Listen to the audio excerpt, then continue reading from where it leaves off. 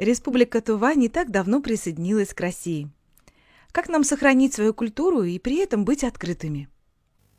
Прежде всего, нужно уделить внимание сохранению вашего языка. Это важно. Что же касается буддийской культуры, то здесь нужны знания. Буддизм как религия целиком полностью зиждется на буддийской философии. Для того, чтобы должным образом поддерживать буддийскую веру, нужно обладать знаниями обо всей системе буддийского учения. В нашем случае, поскольку мы с вами следуем одной и той же традиции Наланды, важно знать, что вся система буддийской дхармы в значительной степени строится на философии, а также знаниях об устройстве эмоций, устройстве сознания. Это по-настоящему научный подход. Вот уже 30 лет я веду глубокий диалог с представителями современной науки. На наших встречах мы обсуждаем вопросы работы с сознанием и эмоциями. Мы не говорим о будущих жизнях и тому подобных вещах, но просто стремимся сделать людей счастливее.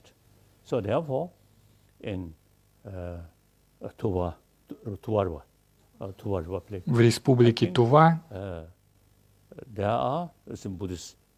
есть буддийские храмы и монастыри. Они не должны быть только лишь местами поклонения со статуей Будды, куда люди время от времени приходят, чтобы помолиться или прочитать мантры. Такой подход устарел. Я всегда говорю, мы должны быть буддистами 21 века. А для этого нужно обладать полным объемом знаний буддийских представлений,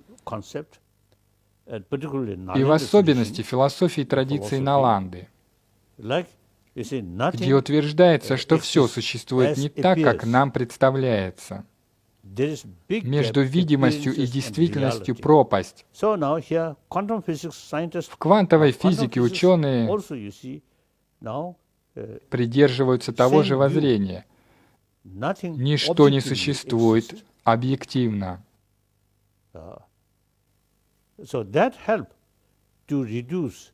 Это, в частности, помогает ослаблению гнева. Когда мы гневаемся, предмет нашего гнева представляется нам исключительно в черных красках. Однако такое восприятие на 90% служит отражением нашего собственного сознания. Ведь нам кажется, будто все отрицательные качества предмета нашего гнева существуют объективно. Эту точку зрения разделяют и ученые.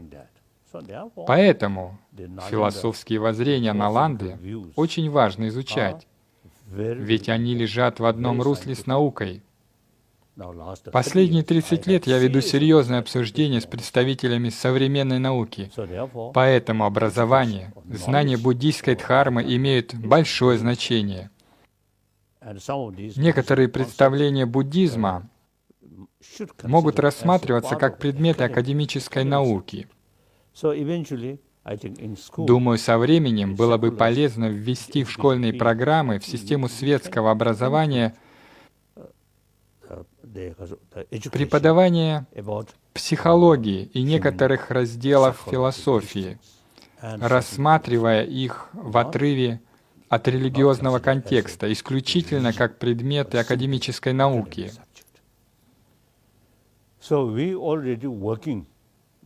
Мы уже ведем работу над созданием подобной учебной программы. В следующем году, скорее всего, будет готова пилотная программа преподавание всеобщей или светской этики. Здесь слово «светское» или «секулярное» я вкладываю смысл, который вкладывают в него в Индии. Уважение ко всем религиям, а также к мнению людей неверующих. В западных странах, возможно и в России тоже, слово «светский» несет оттенок неуважительного отношения к религии или даже отрицания религии. Я думаю, это следствие французской, а затем и большевистской революции, когда люди выступали не против религии как таковой, но против религиозных институтов. И это оправданно. Если бы я жил в то время, то тоже присоединился бы к движению против религиозных институтов. Ведь они откровенно эксплуатировали бедных людей, верующих. Манипулировали людской верой. Это совершенно неприемлемо. Неудивительно, что во время революции люди восставали против религии, так как их возмущали религиозные институты.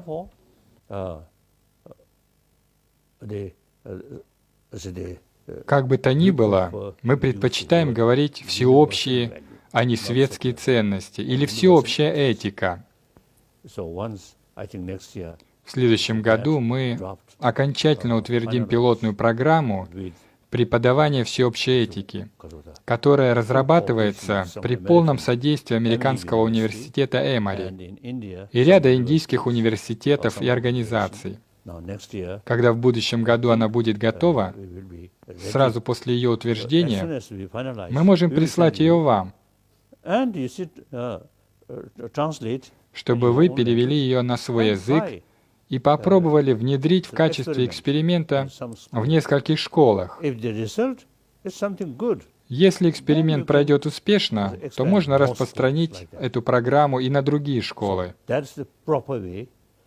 Вот так следует сохранять буддийскую дхарму, или наследие, которое я называю традицией Наланды. Палийский канон — это тоже прекрасно. Это основа буддийской дхармы. Но в нем не уделяется столько внимания логическому подходу, тогда как в санскритском каноне логика используется очень широко. Некоторые из наставников Наланды порой отвергали даже учение самого Будды. Они говорили, если мы примем это утверждение, то оно вступит в противоречие с логикой. И на этом основании отвергали даже слова Будды. Ведь сам Будда говорил нам: «О мои последователи, монахи, ученые-мужи, вы не должны принимать мои слова исключительно из веры и преданности, но вы должны подвергать их тщательному анализу и исследованию». Это весьма научный подход. Каковы ваши впечатления от посещения Тувы? Что вы пожелали бы тувинскому народу? О да, когда я посещал Туву, я познакомился с тогдашним президентом республики, и мы стали близкими друзьями.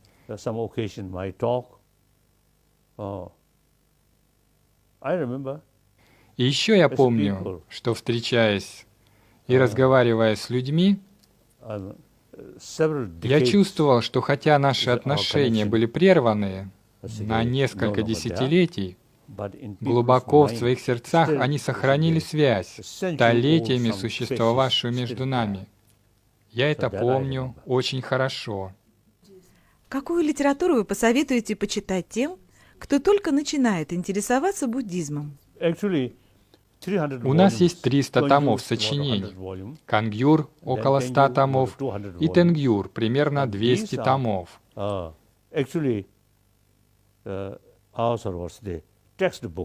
Это наши учебные пособия. Я и сам с детства, с самого юного возраста читал их и заучивал наизусть некоторые важные тексты.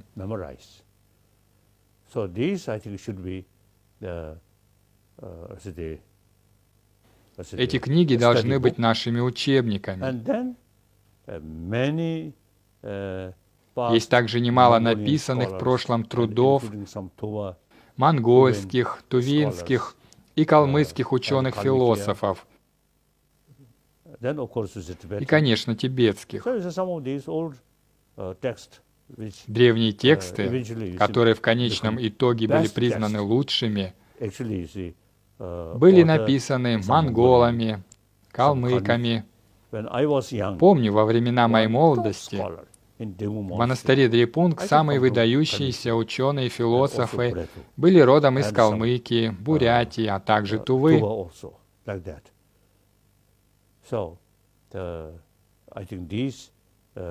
Их труды очень полезны. Кроме того, насколько я знаю, сейчас на русском языке издают все больше книг по буддизму, в том числе и мои.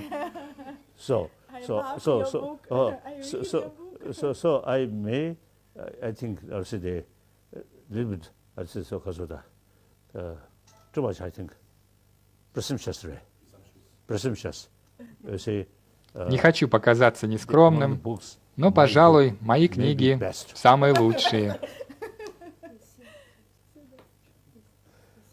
Спасибо.